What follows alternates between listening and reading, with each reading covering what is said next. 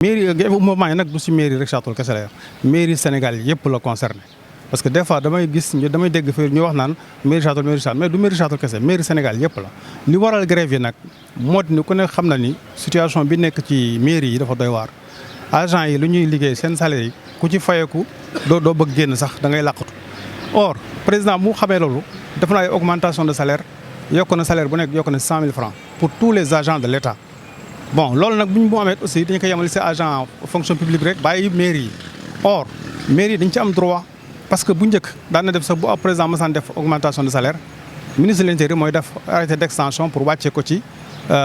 mairie yi mais depuis ñu créé fonction publique locale disposition boobu dafa changé léegi augmentation boo am au niveau national sur les fonctions publiques rek automatiquement dafa war wàcc si agents municipaux yi malheureusement on a constaté gis nañ ni également à ce niveau gars yi ba tey ñoo ngi am ay rétention bu ñu def bloqué nit ñi liquidé bon beneen bi également moo am itam benn augmentation ba nga xam ni dañ ko accordé aux agents de santé ñi nga xam ne ñoo nekkoon ci affaire événement corona bi. gis nañu aussi à ce niveau augmentation bi mu ñëw aussi gars yi dugaluñ ko ci salaire agent kii municipaux yi ñu loolu aussi du yoon parce que ñoom itam ñoo daan jànkonteel même difficulté yi donc loolu dañ ko war a am beneen bi également moo am augmentation de 5% sur les points indiciaires boobu ba léegi aussi depuis mars 2011 ba léegi depuis mars 2022 ba léegi affaire bi duggul ci salaire yi ñun nag loolu nag trop c'est trop c'est pourquoi ñu déclenché mouvement bi bon li ci nekk na xëy na peut-être que nit booy wax day fekk am koo jàkkal loo xamante moom mais gis nañ depuis bu ñu commencé mouvement ba léegi état bi waxuñu réagir ñu defuñu benn kii te loolu nag aussi damay attirer seen attention que ni lii c'est une porte ouverte à n'importe quoi parce que ëllëg si biir les gens peuvent être amenés à prendre d'autres actions yoo xamante ne xëy na du lu gën dañuy bëgg nag autorités yi nga xam ne ñoom ñoo yore responsabilité bi nañ jël seen responsabilité wax ak nit ñi régler problème bi une bonne fois pour tout mu jeex parce que lii gënalul kenn mairie lu toll na mairie di tëju nit ñi soxla ay kayit élèves yi soxla ay kayit mënuñu ko am vraiment du lu neex mais nañu géem a góorgóorlu aussi également xam nit ñi la ñuy kii ñu parce que ñun xeexuñu xuloowuñu li ñu moom rek la ñuy laaj donc à ce niveau vraiment ñu ngi woo président de la république fekkee mag ñuy dégg ñu ngi koy woo vraiment mu géem a joxe ordre yi nga xam ne moom la ñu séntu ci moom daal pour que situation bi régler une bonne fois pour toutes. waaw mot d'ordre bi nag bu ñu ko commencé woon depuis mardi tey le vendredi 96 heures la woon léegi incha allah lundi dañuy reprendre le service après toog déglu nag suñu responsable yi ne ci kaw lu ñu wax rek après ñu appliquer quoi. mais depuis l'entrée en vigueur de la fonction publique locale cette disposition a été abrogée donc maintenant toute augmentation accordée par le président doit automatiquement s'appliquer au niveau des agents des collectivités territoriales. Donc c'est le premier point. Le deuxième point, on a constaté que depuis presque mars 2011, l'État a procédé à des augmentations de salaire au niveau des points indiciaires de 5%.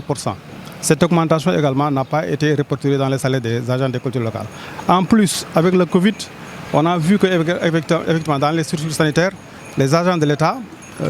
les agents de la santé bénéficiaient de primes de motivation spéciales pour Covid.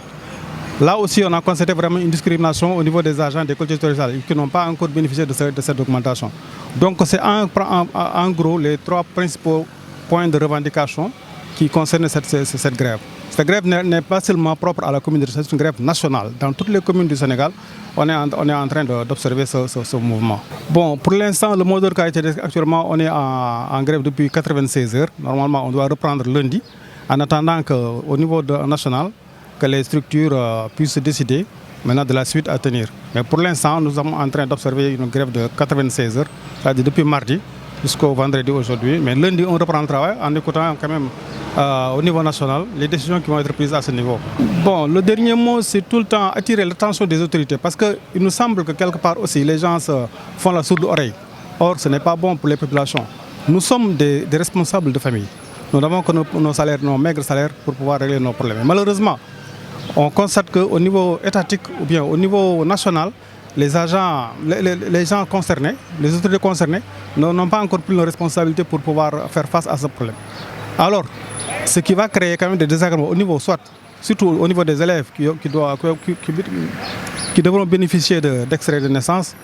les certificats de décès également qui n'ont pas encore été délivrés, et en plus au niveau des populations qui ont besoin d'extraits de naissance et d'autres prestations liées à la commune. Donc à ce niveau, vraiment, nous appelons, nous lançons un appel au président de la République pour que vraiment qu'il prenne ses responsabilités et qu'il donne les ordres nécessaires pour que cette situation soit réglée définitivement.